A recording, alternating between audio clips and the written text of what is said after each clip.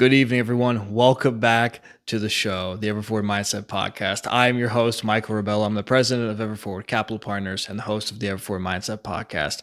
I'm a 20-year-old entrepreneur who chose entrepreneurship over the traditional college path, and my goal is to inspire and help other middle Americans just like my mother to achieve financial freedom and build long-lasting time freedom with their families, and also to give back to middle America. Welcome, everyone, to the show. I'm really glad you're able to tune in today, either via our Facebook Live or our TikTok Live as well. Really appreciate the support that everyone's giving. But anyways, you all voted for this episode at the beginning of this week. The current day is Saturday. And you all have decided what is investor relations, how do you do it, and what is it? What's the importance of it when it comes to multifamily real estate? So let's dive in. So I got a couple of things here because I can get sidetracked pretty easily. So this is just going to keep me focused. But anyways, let's go into, I would say, my background with raising capital. When I first started this business when I was 18 years old, 17, 18 years old, I've always wanted to do acquisitions. I've always been looking to dig in the deals, find the deals, source them, talk to the brokers and anything to see what kind of opportunity I could sink my teeth into. Problem is, I was trying to be chief cook and bottle washer, trying to do acquisitions, underwriting, everything else. And I'm like, this isn't going anywhere because I was spreading my focus everywhere, just simply everywhere. But me being 18 at the time thinking, oh, I could do it. Like, what else do I have to do? I have nothing else to do except for school. So I started to do all of that. And then after I graduated high school, moving out here to Tucson, a partner of mine in Phoenix actually gave me the stark reality check that you need to do capital raising. You need to be the investor relations manager for your company, Everforward Capital Partners. And I said, why? I don't like asking people for money. That just seems weird. It feels greasy. Like, that's just not my shtick. That's not what I believe in. That's not what I'm here for. And he was like, no, just figure out how you can do it and tailor it the way that you can do it. And I'm like, what is raising capital? I had no idea what it was. So I started to dig into it. It's like, all right, you're basically the person that brings the money to the table to make the deals work and everything else. And I'm like, but I just feel like I'm asking people for money, like, hey, invest in my deal. That didn't set well with me. But I realized very quickly that once you're in real estate, it's a whole different game. You could go through the coaching programs, you could listen to your mentors and everything, but real estate in itself is a whole different animal. In the beginning of 2025, we were offered an opportunity to capital raise with this particular team on an opportunity out in Tyler, Texas, 152 units. And I have always been looking for deals, and my mother, who's my business partner, is the killer of deals. She's also the queen of no. And I was like, what do you think about this opportunity in Indianapolis? No. What do you think about this opportunity in Kentucky? No. What do you think about this opportunity in Florida? No. What do you think about this opportunity in Tyler, Texas? And she's like, I don't even know where Tyler, Texas is. And I told her, I'm like, listen, it's just 90 miles east of Dallas, Fort Worth. Just hear me out for a second. She's like, what? Because it wasn't in our buy box at all. Our buying criteria is Phoenix and also Tucson, and also depending on the market that makes sense. But really, it's just Phoenix and Tucson to acquire properties because that's where we're based out of, the state of Arizona. And I told her, you might want to hear this. And she's like, what? 3.82%. And to everyone that's listening here, 3.82% assumed fixed mortgage for 6 years on the whole of this deal. And she was like, her head swiveled around like the exorcist. She was like, say that again. And I turned my screen. I'm like, now that I have your full attention. And she was like, there's no way. And we realized very quickly that we had to tell people about this opportunity. We would feel like we would be doing it injustice if we didn't. It's like, listen, a deal like this comes once in a lifetime. Just hear us out for a minute. And we raised capital. And we raised quite a bit. I'm not going to say the figure because I'm not sure if I'm allowed to say it. But anyway, the point is we went from feeling like we were asking for money to the point of the mindset shift. We were like, I feel like I'll be doing an injustice if I never said anything about this opportunity. So that's investor relations, and that's how I got into it. accidental capital raisers. That's the best way I could put it for me and my mother. It was two things we did not want to do, or one thing we did not want to do. And we're like, we're actually good at this. And then at the end of last year, we helped to close a deal, 64 units in Tulsa, Oklahoma, by also raising capital for that team and also working with them on the asset management side. Because you can't legally raise capital for a multifamily deal. So we are helping. I don't even know how to talk anymore because I'm so excited to talk about this. We're helping with the asset management on both opportunities. But anyway, let's dive in. So how do you raise capital? How do you raise capital right out of the gate? Well, let me tell you this. Raising capital is a fraudulent term. I know that's going to stir the pot a little bit in the industry, but I'm going to say this. You're not raising capital. The way to bring money to the team and to the deal is to raise awareness. For any of you that were at Peak Partnership 2026, on day one, when I spoke on stage, I talked about raising awareness. That's the thing. That's the key point. Let me put it to you this way. How many people in the United States know what multifamily investing is? Nobody. So who's going to say something about it? We will, because we're in the industry. At least I am. I don't know about you or your neighbor, but you don't know. Say something about it. Raise awareness about these opportunities that are better performing than the traditional playbook we've all been taught, which again is a lie. So the choice is yours. Do you want to gatekeep this information or teach people about it? So I like to call myself an awareness raiser when it comes to multifamily because I'm not raising capital. I'm just raising awareness. Now, how do you do that? How do you raise awareness? How do you go to your friends, your neighbors, your family to say, hey, I'm doing multifamily? You can do it like this. Hey, listen, so-and-so, I just got into multifamily, and I just want to let you know it's because it's really cool. I'm not asking you to invest. Figured just join me on my journey and just follow me. If you're ever interested, we'd love to bring you on. And I would be doing an injustice if I didn't tell you because I'm finding some cool opportunities out there and I'd love to let you know in case if you're ever interested. Done. Did I ask for a dollar amount? Nope. Did I ask for a commitment? Nope. It was literally just a, hey, I'm working on this. Just want to let you know because I'd feel like an ass if I didn't tell you. That's it. That's literally the secret of just breaching the subject to go, listen, I'm doing this. Hi. I've done it with my friends. I've done it with family members. I've done it with friends of the family where it's like, what do you do again? And I'm like, this is what I do. Right out of the gate, not doing college. This is exactly what I do. So I'm pretty committed to this. So that's the true definition, is that you're raising awareness. You're trying to teach people of what this is, whether it's your close relatives, your friends, your neighbors, your family, it doesn't matter. And it also comes down to social media. What are you posting on social media? Like, now, I wouldn't publicly say that, I'm an operator, a full-time operator, especially if you have a W-2, I wouldn't say that. But you could say, I'm learning about different asset classes instead of the stock market, CDs, and 401k. I'm learning about multifamily real estate passive investing. Or, if you want to keep it really short, apartment investing. Everyone's going to go, you can do what? Yeah, you can invest in apartment complexes, those 100+ unit buildings. Oh, I thought you could only do that with duplexes. Well, that's what they tell you can do. But we go bigger. And you can literally just start teaching people about it. Just say, hey, I'm doing multifamily. I'm learning to invest in multifamily, and I'd love to bring you onto the path with me. Now, for those that don't have a W-2, by all means, preach it from the rooftops because you have all the ability to start learning and digging into this. So, and of course, you could probably just, depending on what your work rules are and, what the agreements are, if you can post about it or not. It could be a side gig. It could be like a little thing. But anyway, the point is you want to be an educator. You want to say, hey, I'm doing this because of this. The point is to talk to this, not to this, because there's a reason why we all do what we do when it comes to anything. We don't just spontaneously go, I'm going to do this. Well, there has to be a reason behind it. There has to be emotion behind it. So I'll give you an example. Wait, what am I on? Yeah. So how can you do it? Well, let me tell you this. You can raise awareness / raise capital, but there's a couple of key factors that you have to understand.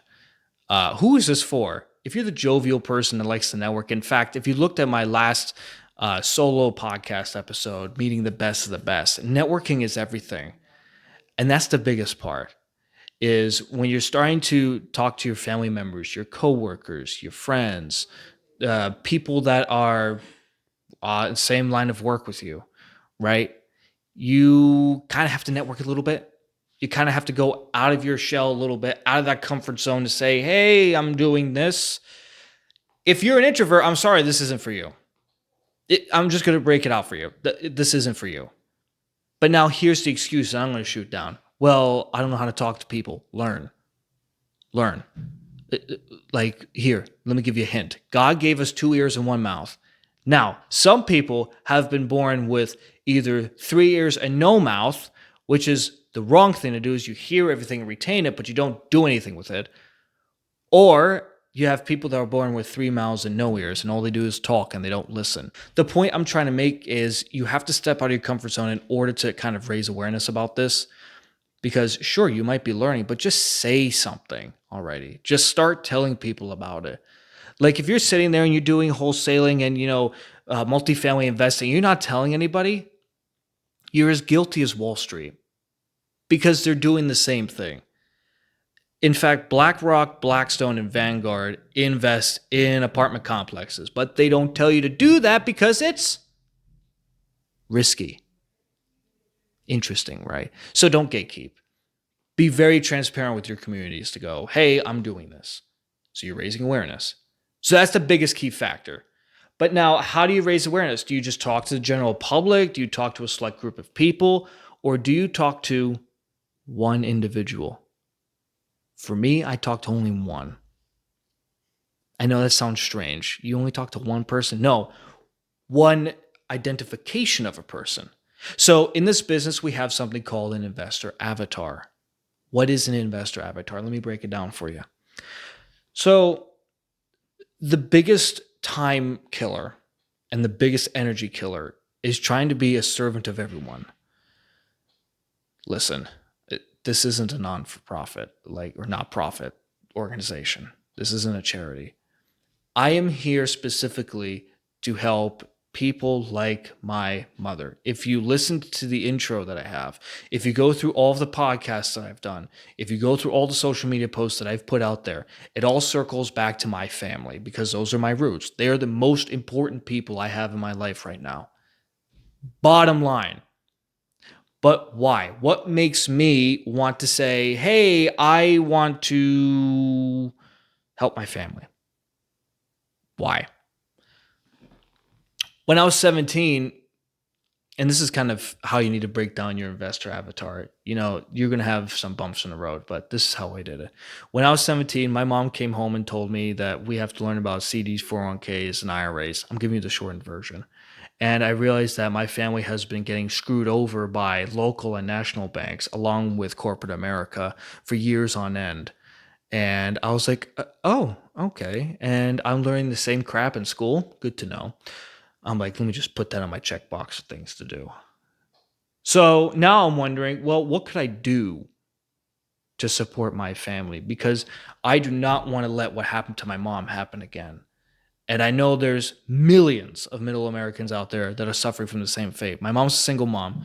She's middle America, just working class, trying to do the best she can, juggling so many responsibilities, and just trying to keep the roof over her head, take care of her 2 parents, and along with me. So, and she's kind of labeled as a number in corporate America and also in the bank. Yeah, that's not going to happen. Not on my dime, not on my time, not in my lifetime. So I'm going, well, how can we figure this out? So we started to dive into, different asset classes, oil, gas, silver, gold, stocks, tried stocks for a little bit, tried day trading, made some money, but not great. And then we just started to look into more real estate because it always came back to real estate, whether it's single family or a townhome. And then all of a sudden we came across this thing, 506C opportunity. I had no idea what it was. So we saw an ad to invest into an apartment complex. Like, whoa, we could do that? That's pretty cool. So We click on it and we have to have a requirement of $200,000 in income for the past 2 years and projected for the next 2 years, or either that $1 million in assets. So let me give you a fact. 12.7% of the United States population is accredited. So here we go again, excluding middle Americans from the picture. Yippee.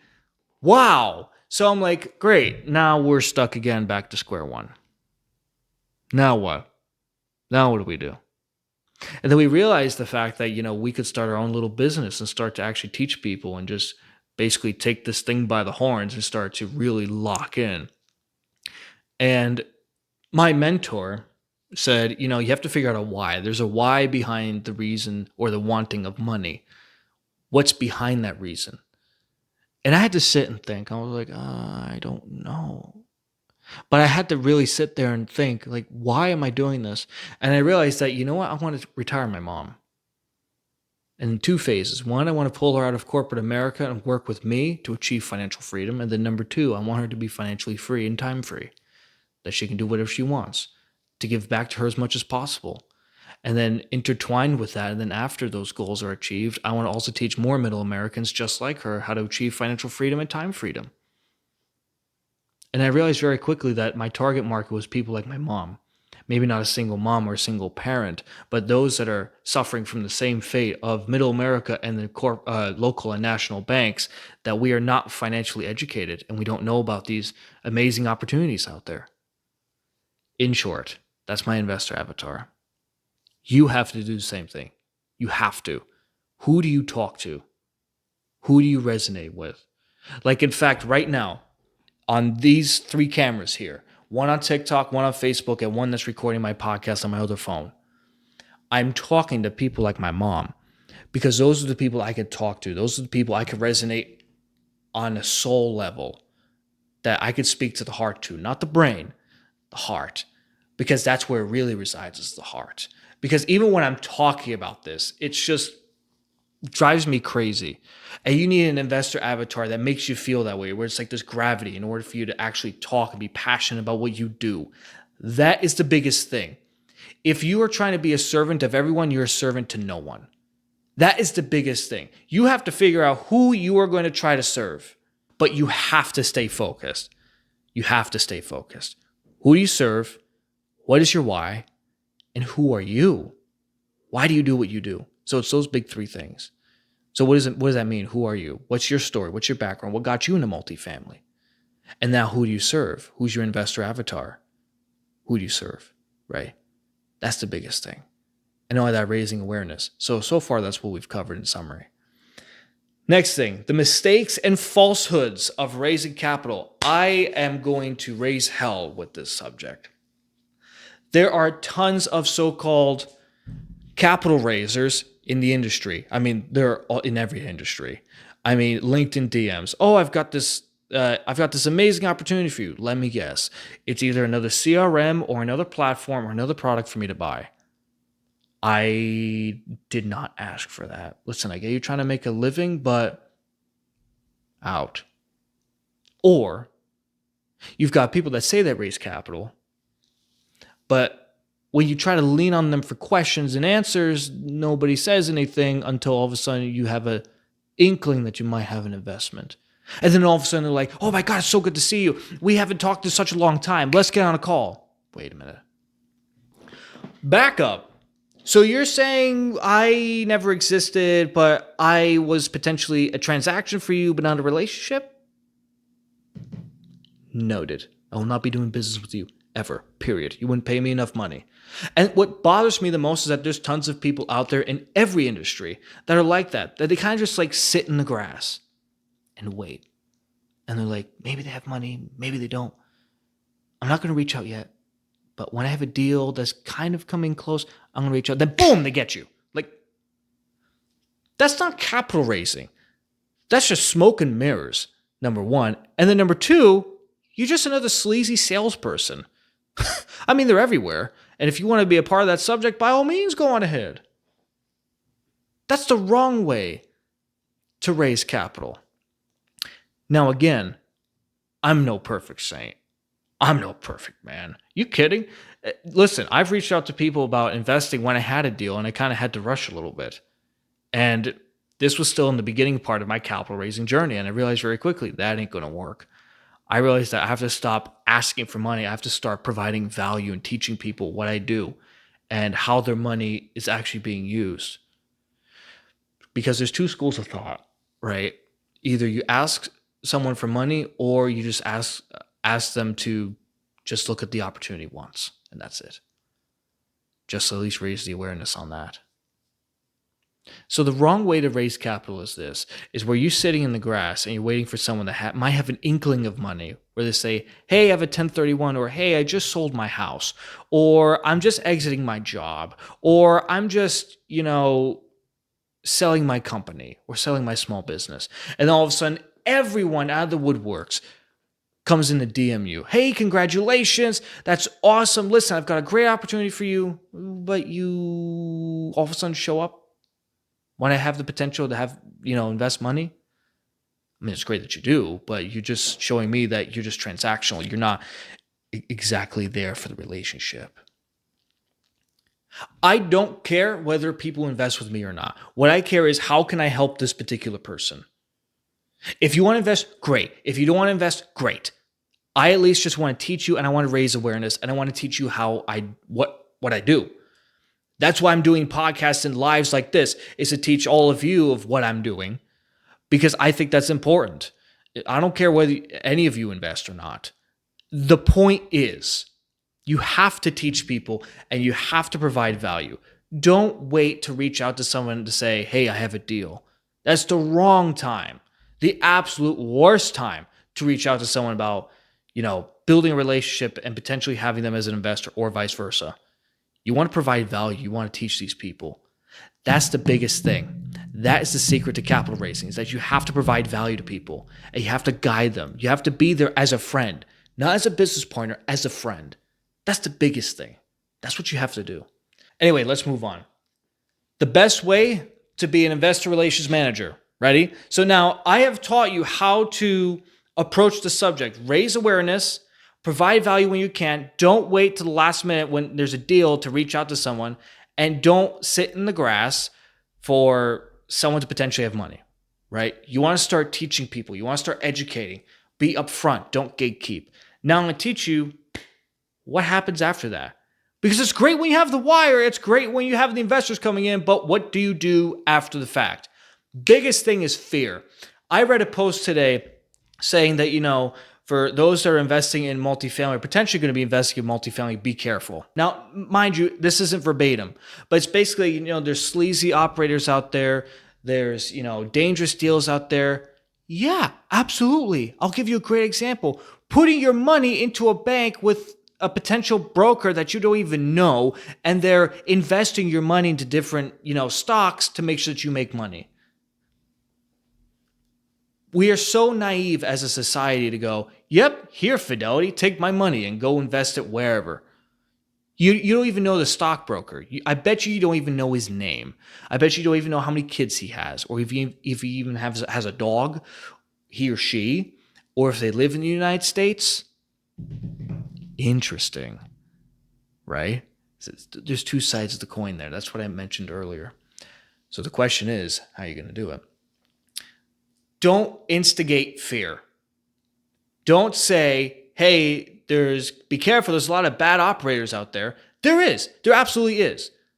But both the operator and the investor are at fault. Kind of a bit of a challenging subject, but the investor has to do their due diligence.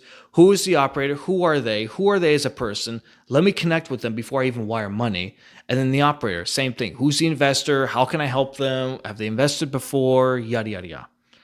So that's really it, is eliminate the fear and make sure that everyone does their due diligence and just be transparent and clear. Communication is the biggest thing when it comes to raising capital, okay?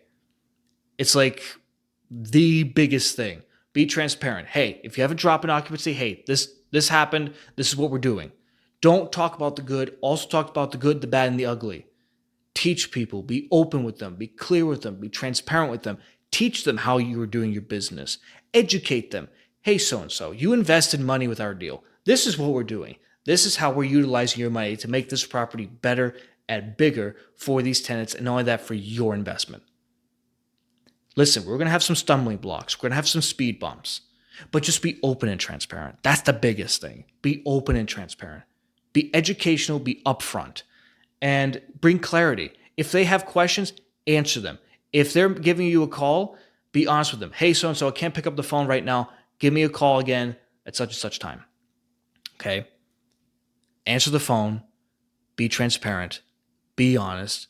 Be educational, and be straightforward. Don't lie, and don't be sleazy. Everything I just said is the key to capital raising. That is the secret to the success of bringing money to the table. And if you want to go out there and raise capital as soon as you have a deal or when someone has money, you have failed in my eyes, and I'll never do business with you. This is going to sound terrible, but you need to get your crap together. And that's pretty much it. And this goes for every operator out there. Don't be laying in the grass. Stand out of the grass and say, listen, I'm trying to help you guys out. I'm trying to help my target avatar out along with my target market. I'm trying to help you all out. Anyway, I know I've only got a certain amount of time on my phone. I hope it hasn't cut out yet.